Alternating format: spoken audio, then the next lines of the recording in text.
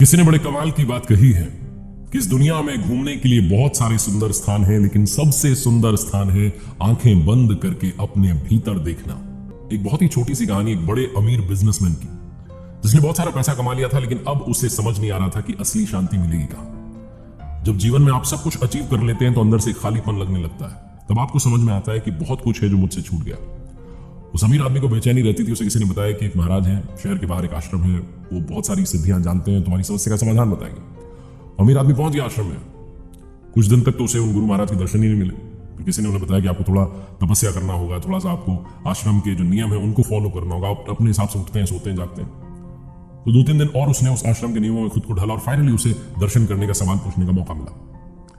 तो उस आश्रम के गुरु जी थे, उनसे उसने पूछा कि मुझे मन की शांति कहां मिलेगी, मैंने बहुत सारा पैसा कमा लिया लेकिन अंदर से शांत नहीं हूं। तो गुरुजी ने कहा कि बस आपको एक काम करना है, मुझे चुपचाप देखते रहना और कुछ नहीं करना।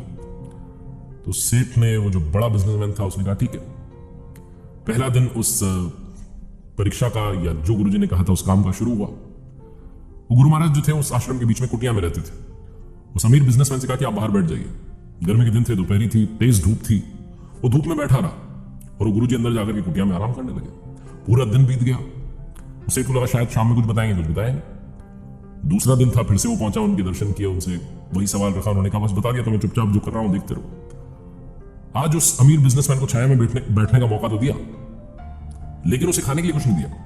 और उसके ठीक सामने ही वो गुरु महाराज जो थे वो बढ़िया पकवान खाते रहे, थाल आते रहे, नाश्ता चलता रहा, फिर भोजन होता रहा, कुछ ना कुछ खाते रहे, लेकिन उसे खाने के लिए कुछ नहीं दिया। शाम हो गई। उस अमीर बिजनेसमैन का दिमाग ठंडा, पता नहीं क्या करवा रहे हैं। तीसरा दिन आया, अब की बार उसे खाने के लिए भी दिया, उसे छाया में बैठाया, उसे कहा देखते रहो।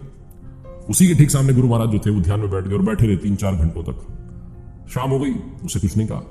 चौथे दिन उससे रहा नहीं गया, उसने कहा बहुत हो गया आपका, आप मुझे कुछ बता नहीं रहे, मुझे कुछ समझ नहीं आ रहा, चाहते क्या है आप? तो उन गुरु महाराज ने कहा कि मैंने तो आपको पहले दिन ही समझा दिया था। जिस दिन मैंने तुम्हें धूप में बैठाया था और मैं अंदर कुटिया में था, उस दिन ही तुम्हें समझा दिया था कि मेरे हिस्से की छांव तुम्हारे हिस्से नहीं आएगी। दूसरे दिन जिस दिन तुम्हें भूखा रखा था, उस दिन तुम्हें समझा दिया था कि मेरे हिस्से का भोजन तुम्हारे हिस्से नहीं आएगा, तुम्हारे काम नहीं आएगा।